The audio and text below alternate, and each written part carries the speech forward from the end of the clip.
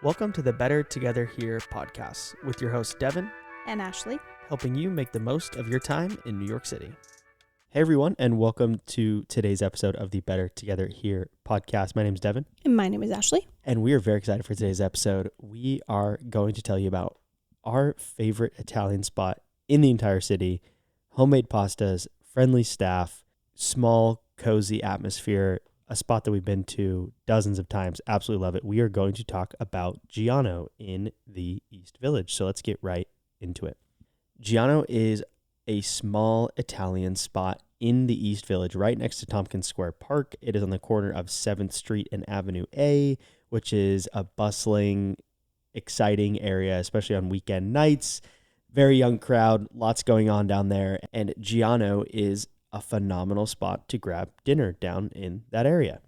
One of the main things that we love about going to Giano is it's always the same staff whenever you go, are always super nice. They have amazing specials every time you go, and the staff will memorize the specials and tell you what it is for that night.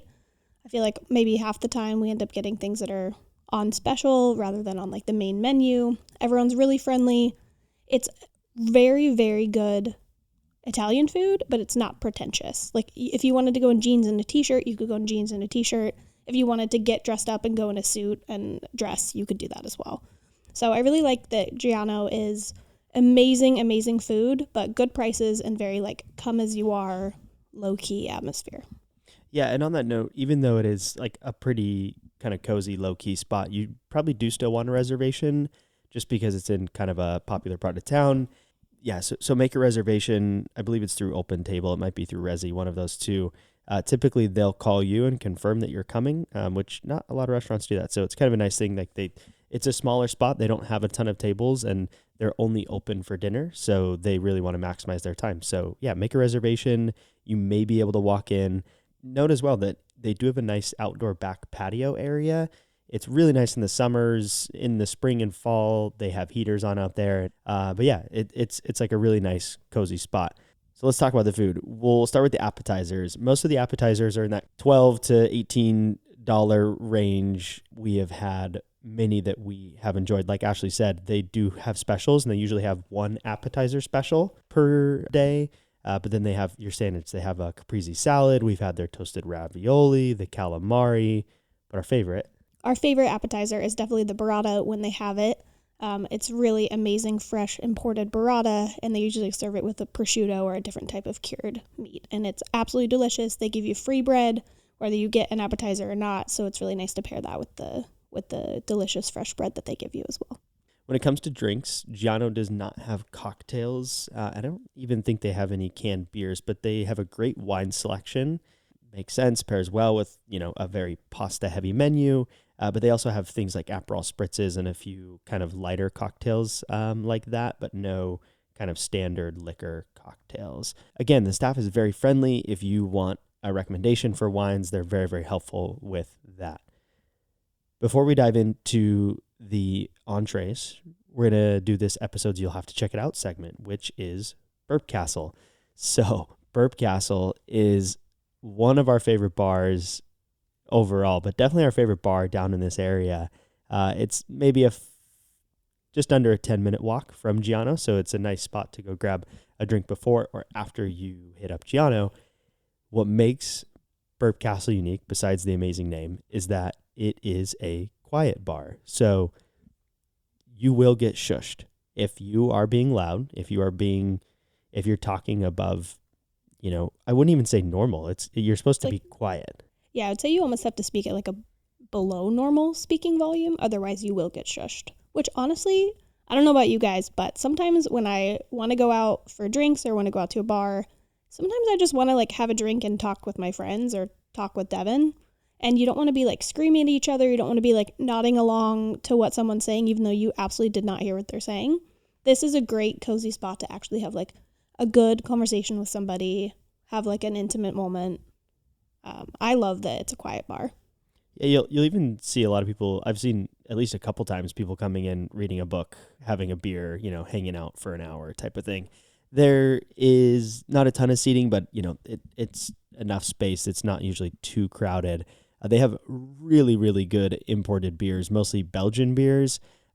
rotating taps with a wide variety. Like they have fruit beers, they have your classic ales, they'll have stouts. I had a banana. What was that? A banana bread beer? Yeah, or like banana beer? yeah, It was so good. it was whatever really it was. really good, and a lot of like not mead but really sweeter fruit style beers, classic ales, and they're fairly priced. You're in I think usually the $9 to like $13 range, and they are nice imported beers. You get fair pours, so really really awesome. One thing I will say as well is if you want to try different ones, a lot of times the bartender will be really nice and give you like a little sample if you're unsure of what you want to get. Almost every time we've gone there and I've been unsure on what to order, the bartender has let me try different things, which is a really nice touch. Yeah, pretty much every time we've gone, we've gotten different beers. So outside of it being a quiet bar, the next best part are the murals. The entire interior, like all the walls wrapping around, are these really intricate, honestly beautiful murals. When we were talking about this before, Ashley was like, what like time period they were from? And I, in my head, was like, Revolutionary War. No, not from the Revolutionary War. Definitely from 1022 AD. Yeah, that time period. So their website says that about Burp Castle, it says, quote, temple of beer worship operated by the Brewist monks since 1022 AD. So it's kind of got that monk theme. There's some ocean scenes. There's a lot of monks. There's a lot of naked painted babies. There's like a tavern scene of just what you can imagine, like that time period, just like boisterous, kind of wild people at a tavern. It's awesome. Like the murals are great. It's awesome to look at, and it really is around every single inch of the whole bar. The whole bar has that whole mural. Apparently back in the 90s, the bartenders actually wore monk robes. They no longer do, unfortunately, but that's this episode's You'll Have to Check It Out segment is Burp Castle. And now back to Giano. So let's talk about the mains. Again, usually 1 to 3 specials for the mains. And again, their menu is very pasta heavy. They have a couple other options, but it's mostly, if you're coming here, you're getting some nice homemade pasta. And they make their pasta homemade daily, and it really is truly incredible. So I would recommend if you go, get the pasta.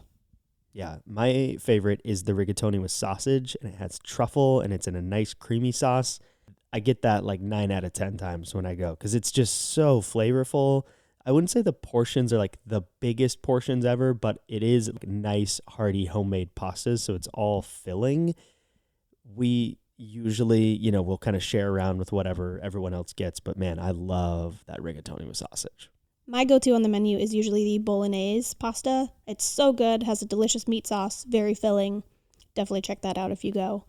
I would say maybe half the time I end up getting something that's one of the special pastas on the menu, and I've never been disappointed. Say sometimes I go with the bolognese and sometimes I go with the specials. I will say every ravioli special I've had there is phenomenal. There's one that was like butternut squash with like speck on top and like a sage butter sauce. Incredible. Honestly, the waiters will help you out, but you really can't go wrong with anything on the menu here. What I love about Giano, about their pastas, is that they all have like a uniqueness to them, but there's not too much going on. Like they're simple in the right amount of simple, but there's still so much flavor and a lot of like unique flavors going along with it. Interesting note, one of the first times we actually came to Giano was around February of 2021. So restaurants had just started reopening from COVID with... It was that weekend, right?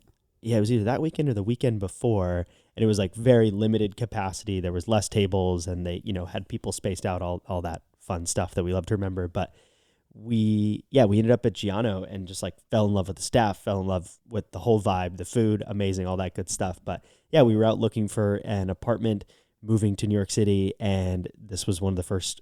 This is the restaurant that we came to for Valentine's Day on that trip to find our apartment. And it's just kind of been like our home spot ever since. So amazing spot. Definitely, you have to check it out. And one last note here on Giano, the dessert, their tiramisu is fantastic. I'm not a huge tiramisu fan. Like Ashley can attest, whenever she brings up tiramisu, I'm like, yeah, I don't know. It's kind of like, I don't know. It just like doesn't do it for me every single time. But their tiramisu is really, really good. Yeah, so if you've saved any room from all of the bread and pasta, definitely get the tiramisu.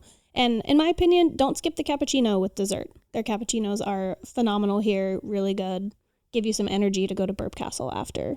And one thing, again, that we love about Giano is it's got that home feel. The staff is friendly. It's clear that it's like a small business. I think it's family run. We're not 100% sure on that, but it just has that kind of cozy feel, like a locals type feel that you will really, really enjoy. If you need another spot, if you want dessert, if you want to skip tiramisu here and you do want some dessert nearby, there is Ray's Candy Store right around the corner. Deep fried Oreos, soft serve, all that good stuff. So we hope you enjoyed this episode. We hope you check out Giano. Let us know what you enjoyed there. If you haven't already, please leave a review on Apple Podcasts. Follow on Spotify. We release episodes every other Tuesday, so make sure that you are downloading those, subscribing, so you get all the alerts. And other than that, we'll catch you on the next episode.